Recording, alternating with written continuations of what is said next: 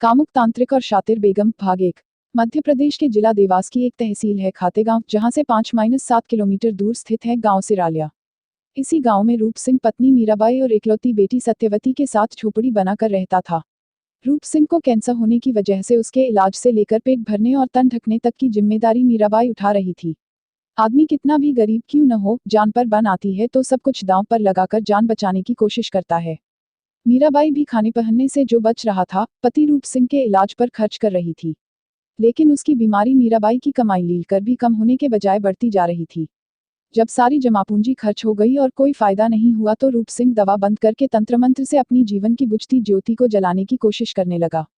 वह एक मुसीबत से जूझ ही रहा था कि अचानक एक और मुसीबत उस समय आ खड़ी हुई, जब जुलाई 2016 के आखिरी सप्ताह में एक दिन उसकी 16 साल की बेटी सत्यवती अचानक गायब हो गई। इकलौती होने की वजह से सत्यवती ही मीराबाई और रूप सिंह के लिए सब कुछ थी। उसके अलावा पति पत्नी के पास और कुछ नहीं था, इसलिए बेटी के गायब होने से दोनों परेशान हो उठे। रूप सिंह बीमारी की वजह से लाचार था, इसलिए मीराबाई अकेली ही बेटी की तलाश में भटकने लगी। जब बेटी का कहीं कुछ पता नहीं चला तो आधी रात के आसपास वह रोती बिलखती थाना खातेगांव जा पहुंची। मीराबाई ने पूरी बात ड्यूटी अफसर को बताई तो उन्होंने तुरंत इस बात की जानकारी थाना प्रभारी तहजीब काजी को दे दी। वह तुरंत थाने आ पहुंचे और मीराबाई को शांत कराकर पूरी बात बताने को कहा। मीराबाई ने जवानी की दहलीज पर खड़ी अपनी बेटी सत्यवती के लापता होने की पूरी बात तहजीब काजी को बताई तो उन्हें समझते देर नहीं लगी कि सत्यवती भले ही नाबालिग थी, लेकिन इतनी छोटी भी नहीं थी कि उसके गायब होने के पीछे किसी बुरी घटना की आशंका न हो, जबकि आजकल तो लोग दूध पीती बच्चियों को भी नहीं छोड़ रहे हैं। तहजीब काजी को प्रेम प्रसंग को लेकर सत्यवती के भाग जाने की आशंका थी, लेकिन जब इस बारे में उन्होंने मीराबाई से पूछताछ की तो उनकी यह आशंका निराधार साबित हुई, क्योंकि मीराबाई का कहना था कि सत्यवती की न तो गांव के किसी लड़के से दोस्ती थी और न ही किसी लड़के का उसके घर आना जाना था। बस एक राशिद बाबा का उसके घर आना जाना था।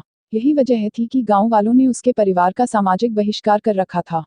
लेकिन नेमावर के रहने वाले राशिद बाबा 5 वक्त नमाजी और पक्के मजहबी हैं, इसलिए उन पर शंका नहीं की जा सकती।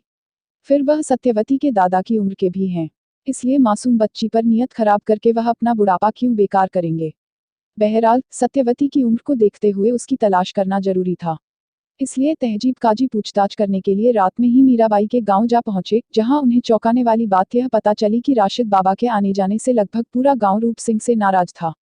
इसकी वजह यह थी कि एक तो वह दूसरे मजहब का था, जो गांव वालों को पसंद नहीं था, इसके अलावा वह तंत्र मंत्र करता था, जिससे गांव वाले उससे डरते थे। राशिद के तांत्रिक होने की जानकारी होते ही तहजीब काजी को उसी पर शक हुआ, क्योंकि पुलिस की अब तक की नौकरी से उन्हें यह अच्छी तरह पता चल चुका था कि तंत्र मंत्र कुछ नहीं है, सिर्फ मन का वहम है। इसलिए जो लोग खुद को तांत्रिक होने का दावा करते हैं, सीधी सी बात है कि वे बहुत ही शातिर किस्म के होते हैं। तांत्रिकों द्वारा महिलाओं और मासूम लड़कियों के यौन शोषण की घटनाएं आए दिन सामने आती रहती हैं। यही सब सोचकर तहजीब काजी को राशिद बाबा पर शक हुआ। उन्होंने तुरंत एसपी शशिकांत शुक्ला और एएसपी राजेश रघुवंशी को घटना के बारे में बताकर दिशा निर्देश मांगे। अधिकारियों के आदेश पर समय गंवाए बगैर वह 15 किलोमीटर दूर स्थित राशिद के घर जा पहुंचे, लेकिन वह घर पर नहीं मिला। इससे उनका शक और बढ़ गया। घर वालों से पूछताछ करके वह वापस आ गए। तहजीब काजी सत्यवती की तलाश में तत्परता से जुट गए थे। उन्होंने अपने मुखबिरों को भी राशिद बाबा की तलाश में लगा दिया था। उनकी इस सक्रियता का ही नतीजा था कि अगले दिन नेमावर की ही रहने वाली कमला सत्यवती को लेकर थाने आ पहुंची। कमला ने बताया कि किसी बात को लेकर कल मीराबाई ने सत्यवती को डांट दिया था, जिससे नाराज होकर यह उसके पास आ गई थी। सुबह उसे पता चला कि इसे पुलिस खोज रही है तो वह इसे लेकर इसके घर पहुंचाने आ गई। बेटी को देखकर मीराबाई तो सब भूल गई, लेकिन तहजीब काजी को याद था कि पूछताछ में मीराबाई ने सत्यवती के साथ डांटपट वाली बात से मना करते हुए कहा था कि वही तो उसकी सब कुछ है, इसलिए उसने या उसके पति ने इसे डांटने पिटने की कौन कहे, इसकी तरफ कभी अंगुली तक उठाकर बात नहीं की। इसीलिए तहजीब काजी को लगा कि कमला सत्यवती को लेकर आई है, यह तो ठीक है, लेकिन जो बता रही है वह झूठ है। क्योंकि कमला जिस अंदाज में बात कर रही थी, उससे उन्होंने अनुमान लगाया कि यह काफी शातिर किस्म की औरत है। वह समझ गए कि मामला कुछ और ही है। बेटी को देखकर मीराबाई तो सब भूल गई, लेकिन तहजीब काजी को याद था कि पूछताछ में मीराबाई ने सत्यवती के साथ डांटपट वाली बात से मना करते हुए कहा था कि वही तो उसकी सब कुछ है, इसलिए उसने या उसके पति ने इसे डांटने पिटने की कौन कहे, इसकी तरफ कभी अंगुली तक उठाकर बात नहीं की।